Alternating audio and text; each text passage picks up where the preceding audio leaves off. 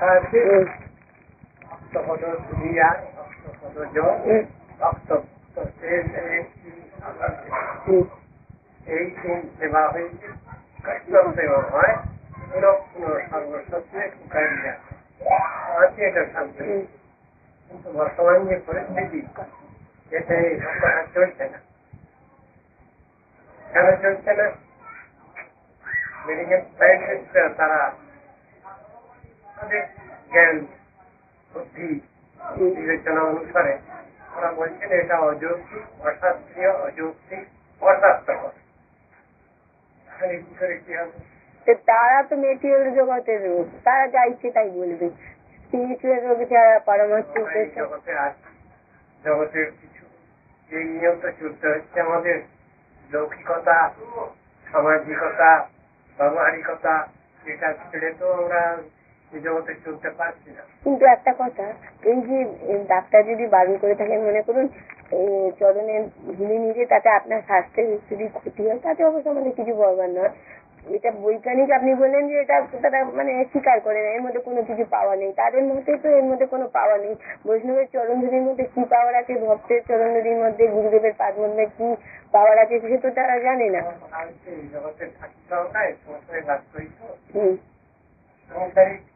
কিছু ব্যাপার যেগুলো রয়েছে তাদেরও একটা ঘুষ দিতে হবে।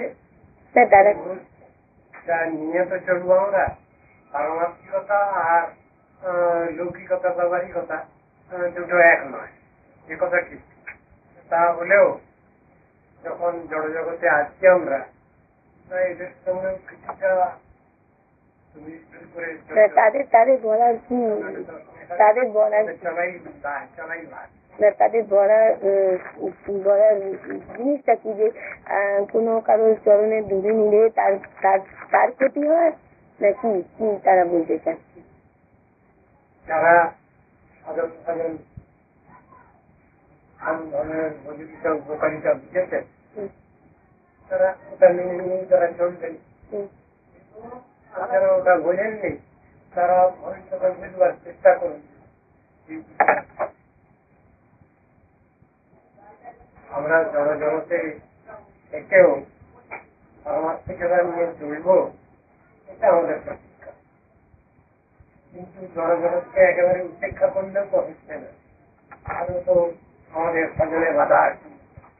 আমরা যে সাধন ভোজন করবো সেখানে অনেক রকমের বাধা আছে। যদি আমরা এখানে সঙ্গে সামান্য একটু মিশে গিলে না চলতে পারি তাহলে আমরা আমাদের যেটুকু সাধন ভোজনের সুযোগটা হতে পারি।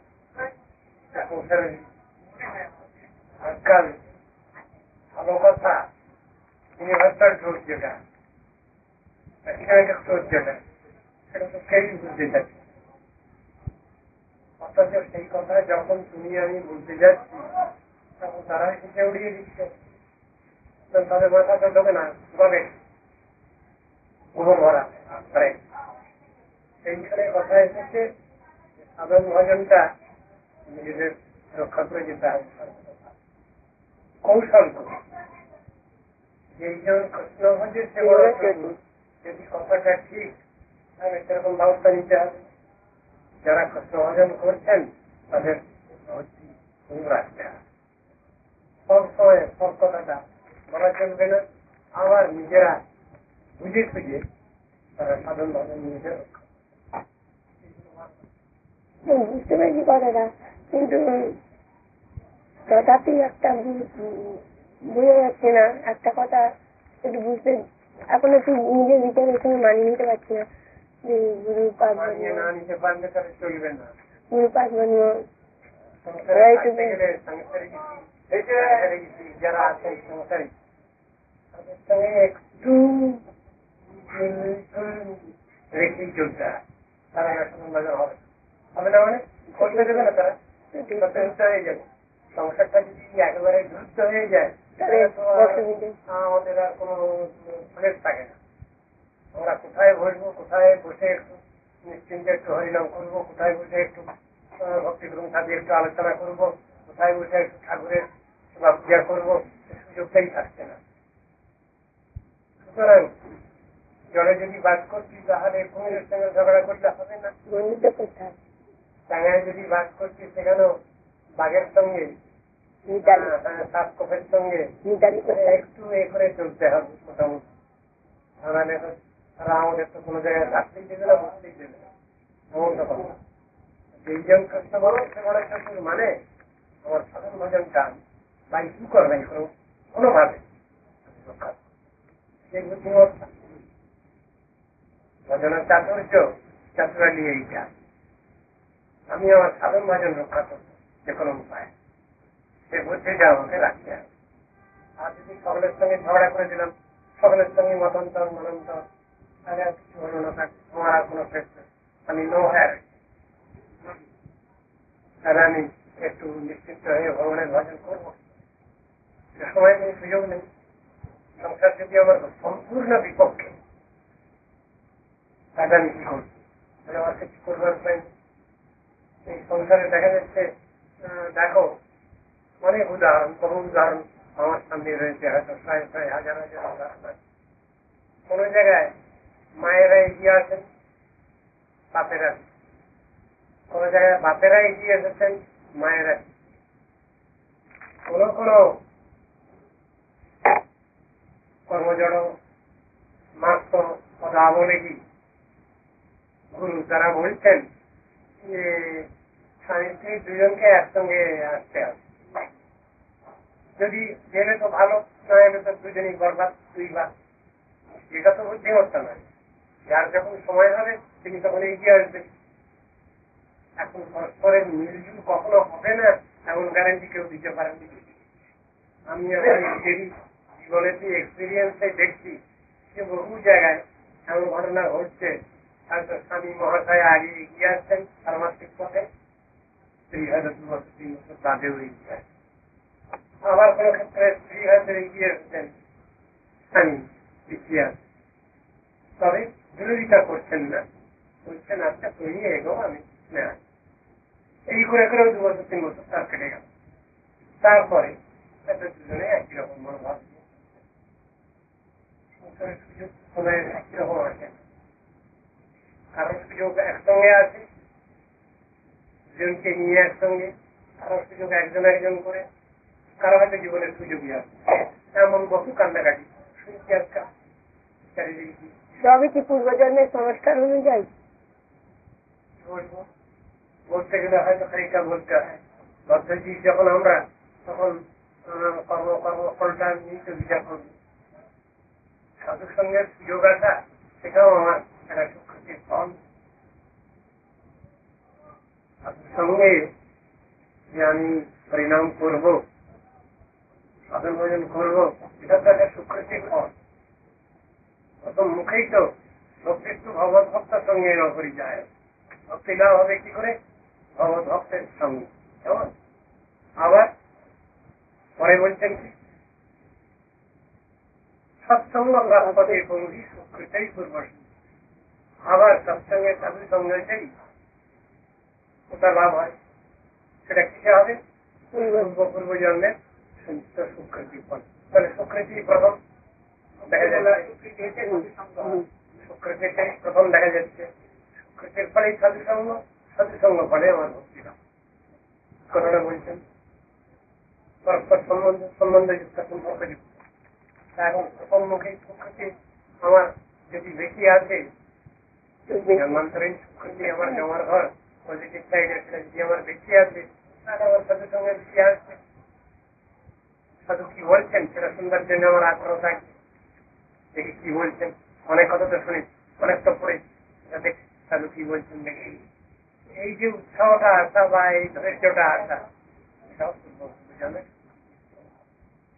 সাধুর কথায়, সাধুর কথায় বড়টা। যেখানে বলছেন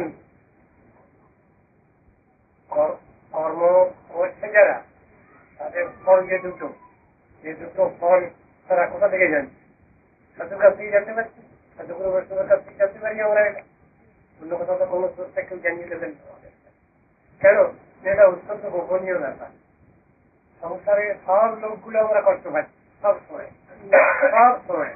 আধ্যাত্মিক আদি ভৌতিক আদি দৈবিক জ্বালা যন্ত্রণা কম বেশি আমাদের সকলেরই আছে। একটা বাচ্চারও আছে, সেও খেলাধুলা করছে সবসময়, মা বাবা গালাগালি দিচ্ছে, এই সবসময় খেলাধুলা কর, তারও মানুষই বাটন দিয়ে আছে। একটু মধ্যম বয়স্ক যে, তারও এই কষ্ট আছে, প্রবীণ যিনি তারও কষ্ট আছে, বৃদ্ধ বৃদ্ধা তাদেরও কষ্ট আছে। এই মানসিক কষ্টটা সবসময় সংসারে আসতে পারে। কিন্তু যে সবগুলোকে ছেড়ে দিয়ে যখন আমরা দেখবো যে আমাদের চরম শান্তি যেটা, সেই দিকে যদি এগোই, বহু বাধা বিপত্তি আছে। এই বাধা বিপত্তি গুলো যাতে কম আসে, সেই ব্যবস্থাটা নেওয়াটা হল বুদ্ধিমান। এইভাবে সংসারে সব কাজ মোটামুটি করে দিয়ে তারা তাদের পারমার্থিক যে লাইনটা আছে সেই লাইনটা ঠিক রাখবেন। তারা সবটা উঠে যাচ্ছে, সব সবটারই মধ্যে বিচার রাখছে। সংসারে চলতে গেলে খুব বুদ্ধিমান বুদ্ধিমতী তারা যারা এই সেবার সুযোগটা নেওয়ার সুবিধা করতে পারে, তারা তাদের বুদ্ধিমান বুদ্ধিমতী বলা হয়। মহারাজ, একটা অহেতুকি কৃপা আছে, যাদের সুকৃতি নাই এরকম কি আছে, যাদের অহেতুকি হঠাৎ গুরু বৈষ্ণবের কৃপা হয়ে গেল, সুকৃতি হয়তো তাদের নাও থাকতে পারে, এরকম কথা কি আছে? ভাগবতে একাদশ স্কন্ধ দশম অধ্যায় দেখা যায়, এখানে এই কথাটা বলে, যাদের সুকৃতি নাই, জমা হওয়ার নাই, কেবলমাত্র সাধুর সঙ্গে যারা সাধন ভজন প্রবৃত্তি লাভ করেছেন এবং সাধন ভজন করে যাচ্ছেন, এমন উদাহরণ দেওয়া ভাগবত দশম স্কন্ধ একাদশ স্কন্ধ এখানে প্রশ্ন করছেন পরীক্ষিত রাজা, আর উত্তর দিয়ে যাচ্ছেন সুখদেব গোস্বামী। সেখানে বলছেন যে হ্যাঁ এমন অবস্থা আগে, এমন ক্ষেত্রবাদ, সেই অবস্থাটা বলছেন। সেখানে উদাহরণ দিচ্ছেন বহু বহু উদাহরণ। তার ভিতরে হিসাব করলে দেখা যায় মনুষ্যকর প্রাণীর মধ্যেও ঘটে ঘটনা ঘটেছে। জটায়ু আর মোহরের উদাহরণ দিয়ে বলতাম, রাক্ষস ইয়া বিভীষণ বইতে ঈশ্বর সভার মাস যেমন বলছেন, তেমনি বলেছেন অন্যান্য পশু পাখি, রেখপি হনুমান, যে সমস্ত ভিতরে যেসব শক্তি লাভ হয়েছে, এইগুলো সব সবসময় জমার পর কেবলমাত্র তাদের সঙ্গে তার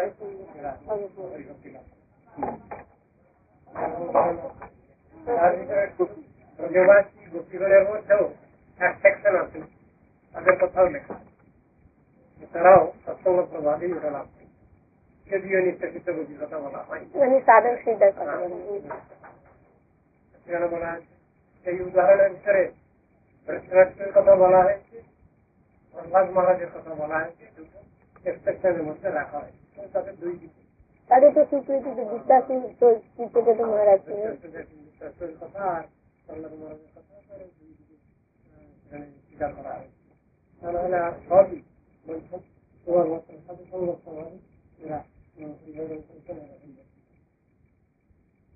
যেগুলো আছে সেটা সেক্ষেত্রে আমি বলবো ওটা অক্ষের আর্থিক কৃপা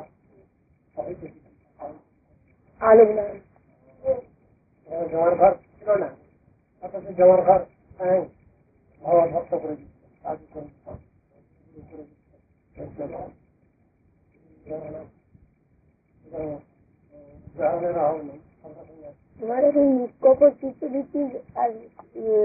সমর্পিত আত্মা হওয়া চাই। গুরুপাদে দেখছিলাম বলছেন যে গুরুদেবের পাদমনে যখন যতক্ষণ না সমর্পিত আত্মা হচ্ছে, আমি পুরো সারেন্ডার না হচ্ছে, আনকন্ডিশনাল সারেন্ডার না হচ্ছে, তুমি তার কৃপা আমি পাবো না, তখন এগুলো তো পূর্বজন্মের স্বীকৃতি না থাকলে তো আমি চাইলে তো আমি করতে পারছি না।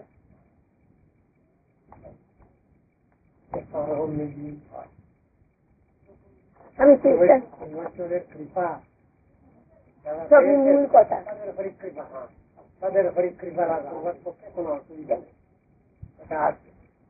আবার পূর্বজন্মের চিন্তিত প্রকৃতি তার কথাও আছে, তো গুরুদেবের প্রসন্ন আমরা তো এখন রাধা কৃষ্ণ জানি না এসবের কথা জানি, এখন গুরু বৈষ্ণব যাদের প্রসন্ন থাকেন তাদের প্রসন্নতা আমাদের সবকিছু সহজে লভ্য হবে।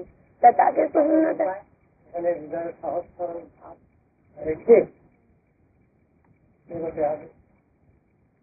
বড় কথা সহজ সরল ভাব মনে করুন কখনো আসে কখনো আবার কিছু কপটটা হয়ে যাচ্ছে, তো সেটা তো আমার নিজের হাতের উপরে থাকছে, নিজের হাতের কখনো আমার কখনো মা বাপের প্রতি শ্রদ্ধা হয়, আবার কখনো কখনো কখনো আবার মহারাজ আমি রাখি বেটা করি। না মহারাজ তার মানে এটা প্রথম থেকে এটা কপট হচ্ছে, মানে ও যদি বলে যে আমার কখনো কখনো শ্রদ্ধা হচ্ছে কখনো ওটা, তখন এই যে আমি চাই তার মানে আমার চাওয়াটা কি চাওয়া তার ভিতরে কিছু কপটতা আছে, লোক দেখানো, কিছু লোক দেখানো ভাব আছে, তা হতে পারে। সেটা নিজের অন্তরকে যাচাই করতে হবে, এগুলো ত্যাগও তো করা যাচ্ছে না, ত্যাগ করতে হবে। না করলে তো এখানে তো বুঝে বলছেন তারা যে কৃপা করেন তারা দাদা কৃপা করছেন আমি আদার নিয়ে নিতে পারছি, কৃপা করছেন না আমি নিতে পারছি না, আমার আধারটা এইটাই হচ্ছে সবকিছু, এইটা ভাবার চিন্তা করা সব থেকে ভালো। এইটাই হচ্ছে না না না 100বার সেই দোষ দেওয়া হচ্ছে, নিজের দোষটা যে আমি আদার নিয়ে তারা কি করবে, নিজের অযোগ্যতা, আমার নিজের অসামর্থ্যতা, আমার নিজের অযোগ্যতা ভাবে হয়তো কৃপা চাইছি না, কিন্তু তারা হয়তো কৃপা করছেন আমি যেটাকে প্রতিফলিত হচ্ছে না, আমার এটা কিছু আমার অন্তরে হৃদয়ে প্রতিফলিত হচ্ছে না, ওটা আমার অযোগ্যতা। এই অযোগ্যতা মেনে নিয়ে আমার কাতর ভাবে নাম প্রভুর কাছে আমরা কৃপা প্রার্থনা করবো, আমার বৈষ্ণব ঠাকুরের কাছে গুরুর কাছে কৃপা প্রার্থনা করবো।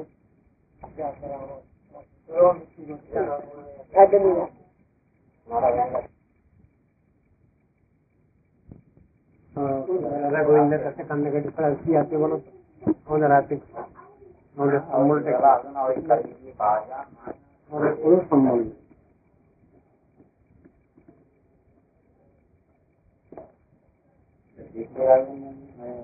ব্যক্তিগত ভাবে তোমার সুবিধা অসুবিধা, আমার সুবিধা অসুবিধা,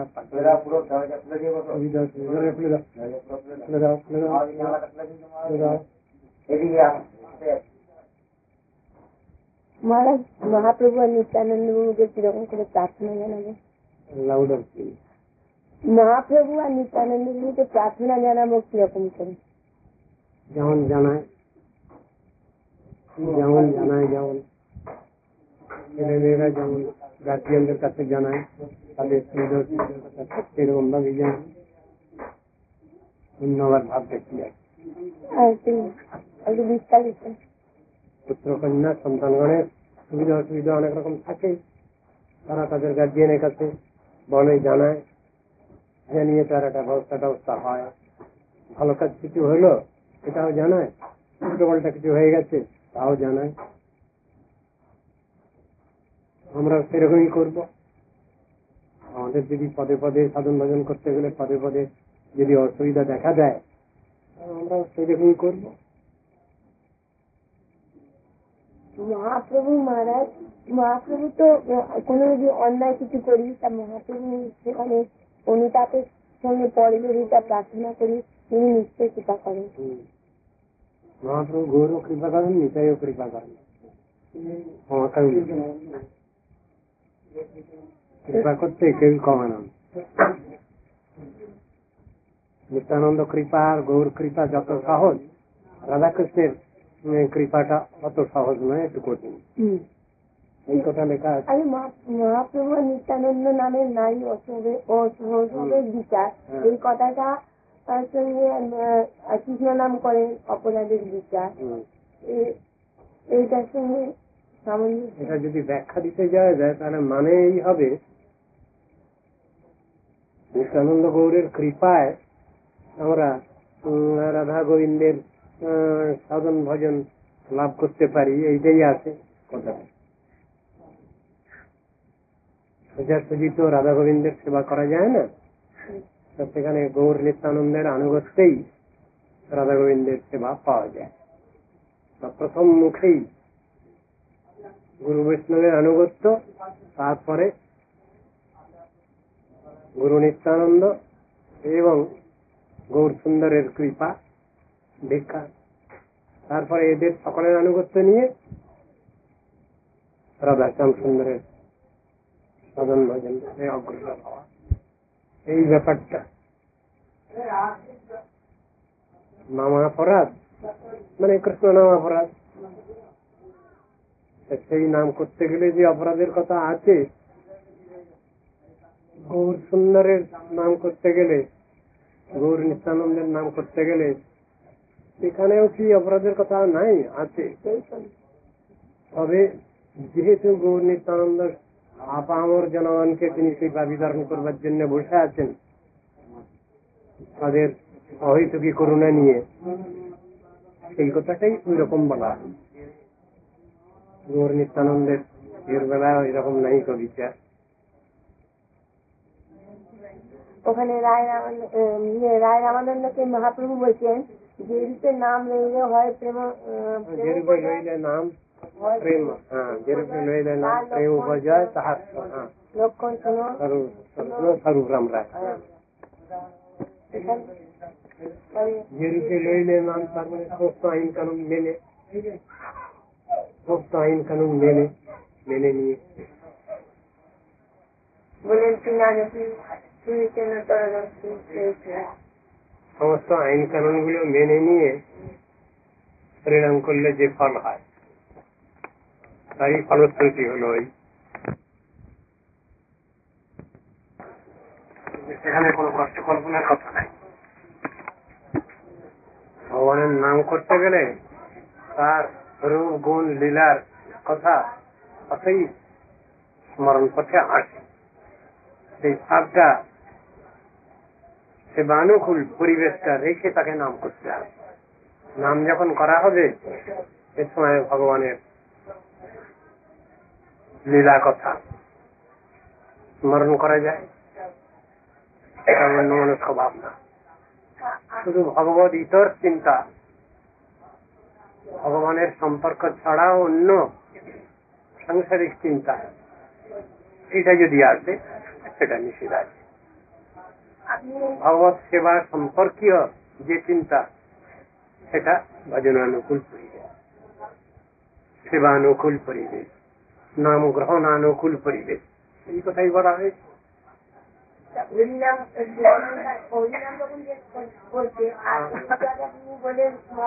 একজন লোক, এক ব্যক্তি, তিনি সাধক হতে পারেন, সাধিকা হতে পারেন, তারা যখন নাম করছেন তাদের অধিকার অনুসারে, কনিষ্ঠাধিকারী যিনি, তার নাম ঠিক হচ্ছে না, অপরাধ এসে যাচ্ছে,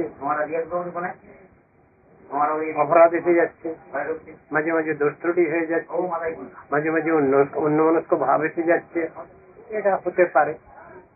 যেহেতু এটা হচ্ছে, সেই জন্য আমি নাম ছাড়বো না। কেন না, শাস্ত্রে বলা আছে এগুলো এলেও তুমি খুব অধি আদর করে যত্ন করে তুমি নাম করতে থাকবে, নাম প্রভুর কাছে কাঁদতে থাকবে, আমার যেন এই সমস্ত চিন্তা ভাবনা গুলো না আসে, প্রার্থনা রাখতে হবে। কিন্তু যখন তিনি কনিষ্ঠাধিকার থেকে মধ্যম অধিকারে উন্নীত হয়েছেন, সে সময় কিন্তু এতটা প্রয়োজন হয় না, বা ওটা দোষের ব্যাপার হয় না। কেন বলছি? তখন তিনি ভেবে রেখেছেন যে রাধাকৃষ্ণ ভজনই তো আমার শ্রেষ্ঠ, এছাড়া তো আমার সব থেকে বড় সাধন ভজনের মূল বস্তু আর কিছু নেই। রাধা গোবিন্দ সেবাই আমার সব থেকে বড় জিনিস, এটা তিনি জেনে রেখেছেন, বুঝে রেখেছেন। সেই ক্ষেত্রে তিনি যা করছেন সবটাই ভগবত সেবা সুখ তাৎপর্য। সেখানে তিনি হরিনাম করছেন, সেটাও ভগবত সেবা সুখ। তিনি যদি ঠাকুরের পুজো অর্চনা করেন, সেটাও সেই একই ব্যাপার। এমনকি সেখানে এমন কথা বলা আছে যে তার জীবন ধারণ একটাও ভগবত সেবা সুখ তাৎপর্য। তিনি স্নান করবেন, তিনি কিছু প্রসাদ গ্রহণ করবেন, তিনি কিছু বিশ্রাম করবেন, এগুলো সেবা তাৎপর্য, এগুলো অধিকার ভেদ আছে। উত্তরাধিকার তো কথাই নেই। কনিষ্ঠাধিকারের যতক্ষণ পর্যন্ত আমরা আছি ততক্ষণ ভুলচুক হতে পারে। এই জন্যই সেখানে কনিষ্ঠাধিকারী ভক্তকে বলা হয়েছে প্রাকৃত ভক্ত, স্বভক্ত প্রাকৃত সমৃত। এই কথা বলছেন। কনিষ্ঠাধিকার আর প্রাকৃত দুটো শব্দ এক। যেখানে কনিষ্ঠাধিকারের কথা বলতে গিয়ে ভাগবত কি বলছেন, অর্চায়ামি বা হরাই পূজাং যা শ্রদ্ধাই হাতে, যিনি খুব শ্রদ্ধাপূর্বক ঠাকুরের পূজা অর্চন করছেন, কিন্তু নতত ভক্তি সুচান্যেষু, কিন্তু যিনি পূজা দেখিয়ে দেবেন, শিক্ষা দেবেন, সেই একান্ত ভক্ত যিনি বৈষ্ণব গুরু, তাঁর প্রতি ততটা তার চিন্তা ভাবনা নেই, তাকে তিনি শ্রদ্ধা করতে পারেন না যতটা তার অর্চামূর্তিতে শ্রদ্ধা। এই লক্ষণটা যেখানে আছে সেখানে বুঝতে হবে কনিষ্ঠাধিকার। ভক্তের প্রতি শ্রদ্ধা ঠিক নাই, কিন্তু অর্চামূর্তির প্রতি শ্রদ্ধা তার খুব বেশি আছে। কোন ভক্ত যদি একজন যদি পূজা অর্চন করতে বসেছেন, সে সময় যদি কোনো অধিকারী বৈষ্ণব কোনো যদি এসে হাজির হন গৃহে, আর যদি তিনি পূজা করতে বসেই যদি জানতে পারেন যে কোনো বিশেষ বৈষ্ণব অতিথি এসেছেন, তখন তাকে পূজা ছেড়ে দিয়ে এর আদর অভ্যর্থনা করতে হবে এবং এর হাতু ধোয়া, জল দেওয়া, এ দেওয়া, এসব বসবার আসন টাসন দিয়ে তারপরে তার অনুজ্ঞা নিয়ে আবার যেতে হবে, পূজায় বসতে হবে। এটা যিনি করতে পারছেন তার অধিকারের থেকে উন্নত বুঝে নিতে হবে।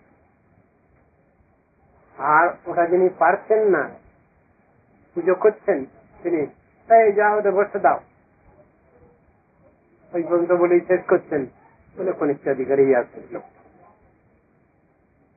ওখানে নোট জানলে যে কথাটা আছে ওটা ওটা ভক্ত না অন্যান্য জানিয়েছে যে কথাটা আছে না, তৎভক্ত জানিয়েছে অন্য অন্য শব্দ এখানে শুনে হচ্ছে না। অন্য শব্দে যদি বলা যায় যে অন্য দেবদেবী, সে কথাটা ঠিক বলা হয়, সেটা একরকম মানে হতে পারে, কিন্তু এখানে তা বলা হয়। শ্রদ্ধাপূর্বক তিনি অর্চা বিগ্রহের পূজা করেন, কিন্তু যিনি অর্চা বিগ্রহের সেবা শিক্ষা দেবেন সেই গুরু বৈষ্ণবের প্রতি তার অতটা শ্রদ্ধা হয়নি। এটাই মানে এই অর্থ করছেন সবচেয়ে। এখানে সচ্চ অন্যেষু এই অর্থ অন্য আধিকারিক দেবদেবীর সে কথা বলেনি। কেন আগে কনিষ্ঠাধিকার মানেই তিনি জেনে নিয়েছেন, বুঝে নিয়েছেন যে আমার শ্রেষ্ঠ আরাধ্য তত্ত্ব কি, এটা জেনে ফেলেছেন। এটা জেনে নিয়ে তিনি রাধা গোবিন্দেরই সেবা করছেন, একেই শ্রদ্ধা বলা আছে। তাহলে শ্রদ্ধা শব্দই তো আসবে না। শ্রদ্ধা শব্দের ব্যাখ্যা হচ্ছে কৃষ্ণে ভক্তি করিলে সর্বকর্মকৃত হয়, এর নাম শ্রদ্ধা। তাহলে তিনি গুরু বৈষ্ণবের কাছ থেকে শুনে ফেলেছেন, জেনে নিয়েছেন যে আমার পরমোপাস্য রাধা গোবিন্দ, রাধা শ্যাম সুন্দর, রাধা মদন মোহন, রাধা গোপীনাথ, এটা তিনি আগে জেনে নিয়েছেন। তা নাহলে তার বৈষ্ণব সংজ্ঞাটাই আসবেন। কনিষ্ঠাধিকারী বৈষ্ণব কেমন, তার বৈষ্ণব সংজ্ঞাটাই আসবেন, ভক্ত তাকে বলা হবে না। যখন তিনি জেনে ফেলেছেন যে হ্যাঁ রাধা গোবিন্দই আমার পরমোপাস্য, তারই সাধন ভজন করতে হবে আমাকে, তখন তার বৈষ্ণব সংজ্ঞাটা আসবে। কিন্তু এখানে ব্যাখ্যা দিচ্ছেন, কনিষ্ঠাধিকারের ব্যাখ্যা দিচ্ছেন কি, তিনি শ্রদ্ধাপূর্বক অর্চা বিগ্রহের পূজা করছেন, নত ভক্তেষু চান্যেষু অভক্ত প্রাকৃত, নত ভক্তেষু, ভক্ত শব্দ লেখা আছে, কিন্তু তার অন্য ভক্ত মানে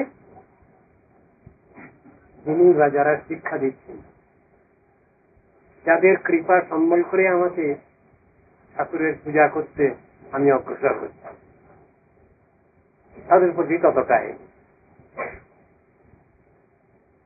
ওই উদাহরণ দিয়েছে,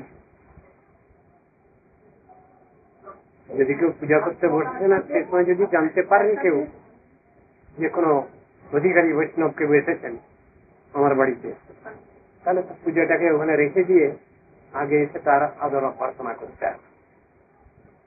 অভ্যর্থনা করবার নিয়মটা কি লেখা আছে? 4টে জিনিস গৃহস্থের ঘরে অভাব হবে না। কি কি জিনিস? তৃণানি, ভূমি, উদকং, বাক্চতুর্থ। এই 4টে জিনিস। সাধুগুরু বৈষ্ণব ঘরে এলে একটা ট্রেনের আসন, ভূমি স্পেসটা লাগবে আসনটা পাতবার জন্য, উদকম তার হাত মুখ ধোয়ার জলটা দিতে হবে, বাক চতুর্থী মানে একটু মিষ্টি কম। কোথা থেকে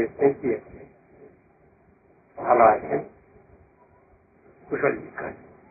এই 4টে জিনিস কখনো সৎ গৃহস্থ ঘরেতে কখনো অভাব হবে না। তৃণানি, ভূমির উদকম, বাক চতুর্থী চ সৌন্দর্যতা এতন্নতি শতাঙ্গে সিদ্ধন্তে কদাচন। সৎ গৃহস্থের ঘরে এই 4টে জিনিসের কখনো অভাব হয় না, হওয়া উচিত নয় বলে দিলেন। তাহলে আদর অভ্যর্থনা এরকম করতে হবে। তারপরে ওকে বসিয়ে রেখে তারপরে ওর অনুজ্ঞা, ওর কাছে পারমিশন, আমি যেতে পারি কি? তখন তার পুজোটা ঠিক হবে। আর যদি একজন পূজা করছেন মন্দিরে, তিনি যদি বলেন, সাধারণত হয় এটা, সেই জন্যই সাবধান করছেন, ওদের বসতে দাও, হয়ে গেল। তারপরে তিনি 1 ঘন্টা 2 ঘন্টা মন্দিরের ভিতরে পুজো করতে লাগলেন। কার পুজো করছেন? যার পুজো করলে, যার সম্মান করলে ভগবান নিজেই খুশি হন, তার প্রতি সম্মান প্রদর্শন করা হলো না। যাকে ভালোবাসলে ভগবান খুব খুশি হন, ভগবতী খুব খুশি হন, রাধা গোবিন্দ খুব খুশি হন, সেই ব্যক্তিটাকে তলনাই করা হলো। তার কৃপা, তার শুভাশীর্বাদ, তার শুভেচ্ছা, সব ক্রিয়াকর্ম অনুষ্ঠানগুলো সব হবে, তাকে কিছু করা হলো না। এই সত্যি কথা হবে না। এটা কনিষ্ঠাধিকারের লক্ষণ। মধ্যম অধিকারের লক্ষণ কি হয়ে যাবে? না, আগে ভক্ত সেবা।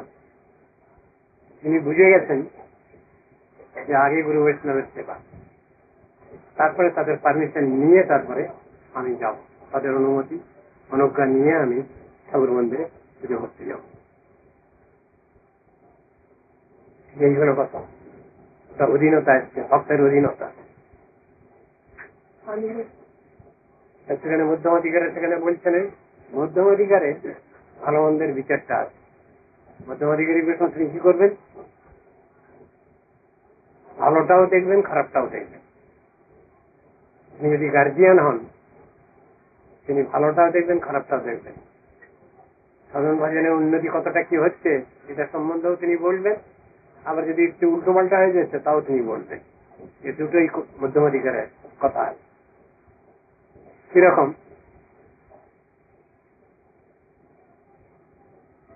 এখানে কনিষ্ঠ অধিকারী যেমন বললেন, আর মধ্যম অধিকারী বলছে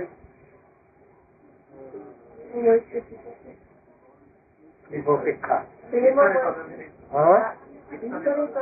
ঈশ্বরে তদনিবেশু বারিতেষু দিশৎসু প্রেম মৈত্রী কৃপোপেক্ষা যঃ করোতি সমবৈষ্ণব। ঈশ্বরে প্রেম, তদধীন ভক্তে মৈত্রী। ঈশ্বরে তদধীন বারিতেষু, যারা অজ্ঞ তাত্ত্বিক ব্যক্তি তার প্রতি কৃপা, কৃপা। আর যারা ভাগবত বিদ্বেষী যারা, তাদের প্রতি উপেক্ষা, ইন্ডিফারেন্স। এই মধ্যম অধিকারে আছে। অর্থাৎ সেখানে ভালো মন্দের বিচারটা আছে। যে ভালো কাজ করছে তাকে বলেন, হ্যাঁ তুমি খুব ভালো কাজ করছো, এই ভালো আরো 5 জনকে শিখাও, বলো, এটা হলো মধ্যম অধিকারের। খারাপটাও তিনি দেখিয়ে দেবেন, এটা খারাপ, এটা ঠিক না, আবার ভালো করলে পরে তার প্রশংসা করবেন। এইরকম ভালো তুমি আরো 5 জনকে শিখাও। এই ব্যাপারগুলো আছে। আর উত্তম অধিকারে সেখানে কিন্তু জাগতিক ভালো মন্দের কোনো কথাই নেই, স্থানুভাব আনন্দ নেই, সব সময় ভগবানের চিন্তা ধ্যান ধারণায় তার সময় অতিবাহিত হয়ে যায়। এখানে ওই রকম কথা আছে নাই?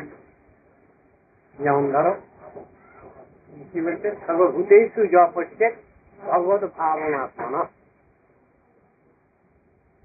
সর্বভূতেষু যা পশ্যেৎ ভগবত, সমস্ত জীবের প্রতি, সমস্ত ভগবত শ্রেষ্ঠ যত এলিমেন্ট তাদের প্রতি ভগবত ভাব রয়েছে। কিরকম? নারায়ণ ময়ঙ্গ জগৎ পশ্যন্তি পরমার্থী, যারা পরমার্থী, যারা ধার্মিক ব্যক্তি, তাদের চিন্তা কি, যে সব সমগ্র জগৎটাই সবই ভগবানেরই বৈভব, ভগবানেরই প্রকাশ, মহিমা প্রকাশ। এই জগৎ জগৎ অনময় লোভী যারা আছে তারা ভাবছে, আরে বাবা দুনিয়াটা তো এবার টাকা ছড়া ছোট, লোটো ফটো খাও দাও।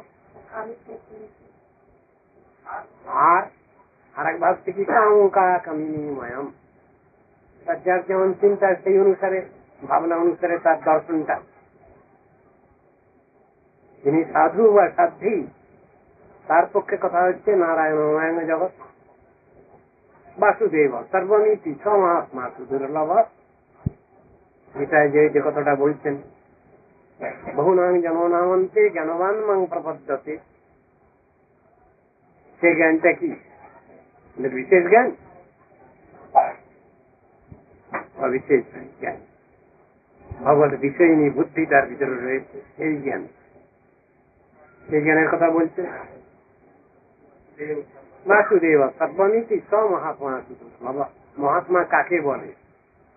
যাকে তাকে বললে তো হবে না মহাত্মা, বহু দূরাত্মাকে মহাত্মা বলা হচ্ছে। কিন্তু এখানে বলছেন যে মহাত্মার লক্ষণ হচ্ছে বাসুদেব সর্বনী। এই চিন্তা ভাবনা যার, এই দর্শন যার,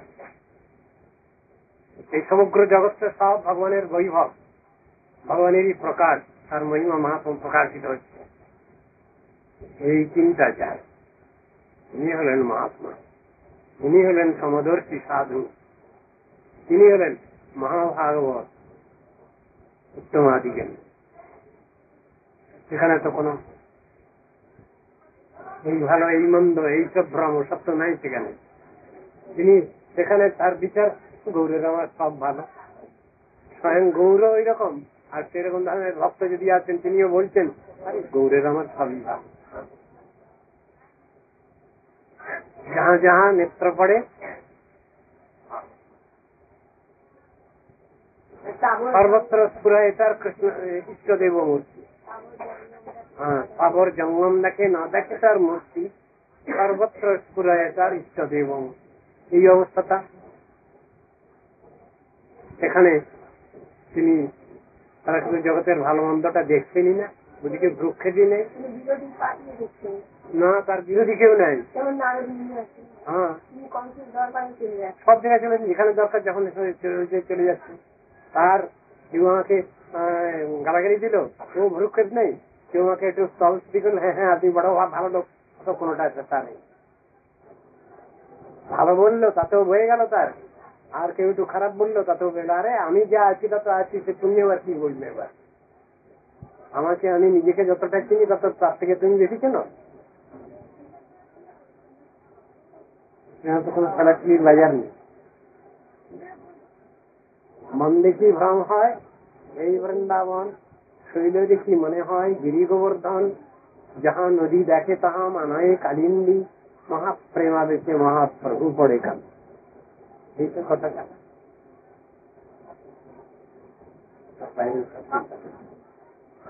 তিনি সকলেরই কল্যাণ চান, আর সকলেরই ভালোটাই তিনি দেখছেন।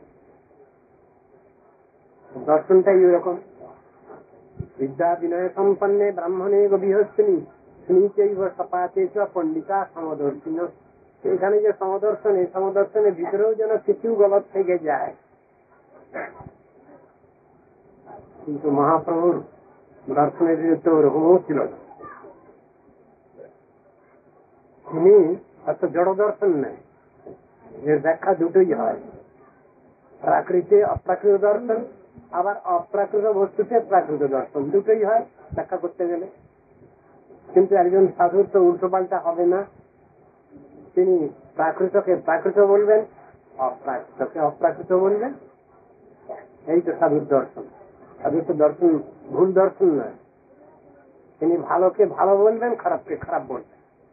তিনি কখনো এমন হবে না ভালোকে খারাপ বলে ফেলবেন আর খারাপকে ভালো বলে ফেলবেন, তা হবে না। একজন সত্য দ্রষ্টা সাধু, তার এরকম দর্শন উল্টো পাল্টা হবে। তিনি ভালোকে ভালো বলবেন, অন্যকে অন্যায় বলবেন। এগুলো সত্য দর্শন একে বলে। বোঝায় আমি কখনো জীবনে মিথ্যা কথা বলিনি, একজনে বলছেন, তিনি বলতে পারেন, গ্যারান্টি দিয়ে বলতে পারেন যে তিনি কখনো মিথ্যা কথা বলেননি জীবনে? আরো বলবার ক্ষমতা আছে। যেখানে কথাটা আছে উনি নাঞ্চ অতিক্রম, উনি ঋষিগণেরও ভুল হয়ে যায়। ভগবানের ভুল হয় না আমরা স্বীকার করি না, তথাপি ভগবানও অনেক সময় বলছেন আমাদেরও তো কখনো ভুল ভ্রান্তি হয়, কিন্তু ভগবানের ভুল হয় না, তথাপি তিনি দৈন্য করে বলছেন এটা আমারও কখনো ভুল ভ্রান্তি হয়। আর কথায় আছে মুনি ঋষিগণের ভুল হয়। মুনি ঋষিগণ আর গণের সঙ্গে আর ভক্তের সঙ্গে আবার একটু কিছু কম্পেয়ার কন্ট্রাস্ট করা হয়েছে, অনেক তফাৎ আছে। মুনি ঋষি বললেই সব সমান হলেন না। কোন মুনি ঋষি কর্মী, কোন মুনি ঋষি জ্ঞানী, কোন মুনি ঋষি যোগী, কোন মুনি ঋষি ভক্ত, আবার কেউ ভক্তোত্তম। সবাই তো সমান গ্রেড না, এখানে তো পার্থক্য রয়েছে, এগুলো বিবেচনা করতে হবে। সুতরাং সবটাই আমাদের বিচারের মধ্যে আছে। মহাভাগবতের বিচারেতে, উত্তমাধিকারীর বিচারেতে ওইরকম জিনিস এটা ব্যাখ্যার মধ্যেই আছে। তাদের দর্শনটা সবসময় একই রকম। তবে কখনো কি তাদের বাহ্য দশা আছে? না আছে তো। চৈতন্য মহাপ্রভু সবসময় ভাবাবস্থা আছেন, অর্ধবাহ্য দশায় আছেন, পূর্ণ এতে আছেন, ভাবাবেশে আছেন, কিন্তু কখনো কখনো তাঁর বাহ্য দশা দেখা যাচ্ছে। তখন তিনি বলছেন আমি কিছু ভুল করে ফেললাম, আমি কি তোমাদের কাছে কিছু পাগলামি প্রকাশ করে ফেললাম, তোমরা কি কিছু দেখলে?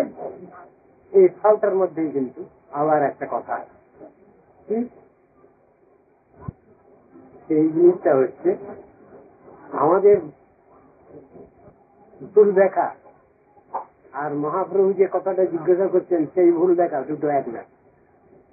তিনি বাহ্য দশা প্রকাশ করলেও তার স্বাভাবিক অবস্থাতেই আছে। এইটা হলো কথা। বদ্ধজীবের সঙ্গে আর পরমমুক্তদের সঙ্গে তফাৎ এইখানে হয়। বদ্ধজীবের সঙ্গে আর পরমমুক্তদের সঙ্গে তফাৎ এইখানে হয়। তারা মনে করে আরে তো সবই জড় হয়ে গেল, তাহলে ভুল ভ্রান্তি হয়ে গেল, হয়তো স্থান হয়। ওটাও অপ্রাকৃত অবস্থাতেই ওটা আছে। অপ্রাকৃত অবস্থাতে যা কিছু সবটাই অপ্রাকৃত, আর প্রাকৃত অবস্থাতে অপ্রাকৃতের যত রকমই করা যাক না কেন জড় জড় ভাবি থেকে যাচ্ছে। কথাটা হলো ভাবটা নিয়ে তো কথা, ভাবটার উপরে বিচার হয়েছে সব সব কিছু, এইটা দেখেই সবটা বিচার করা হয়েছে। গুরু গুরুত্ব, বৈষ্ণব বৈষ্ণবত্ব, ভগবান ভগবত্তা, সবগুলো তো গুণের কথা। জড়ীয় বিচারের ভিতরে নাই, জড়ীয় বিচারের ভিতরে নেই। গুরুর গুরুত্ব মানে গুণটা, বৈষ্ণবের বৈষ্ণবত্ব মানে গুণ, ভগবানের ভগবত্তা মানে গুণ। এই 64 গুণওয়ালা তত্ত্ব ভগবান হচ্ছেন কৃষ্ণ, ষাটটি গুণযুক্ত তত্ত্ব নারায়ণ, 55টি গুণযুক্ত তত্ত্ব ব্রহ্ম শিবাদি দেবতা, 50টি গুণ বিন্দু বিন্দু মাত্রায় আছে মানুষের মধ্যে। সেগুলোকে ভাগ করে সব করে বলা হয়েছে। এই অনুসারেই আমরা তত্ত্ব দর্শনটা বিচার করি। মানুষ ভগবান হতে পারে কিনা এইটাই শিখে গেছে, সব বাধা এসে গেছে। 50টি গুণ যার মধ্যে বিন্দু বিন্দু মাত্রা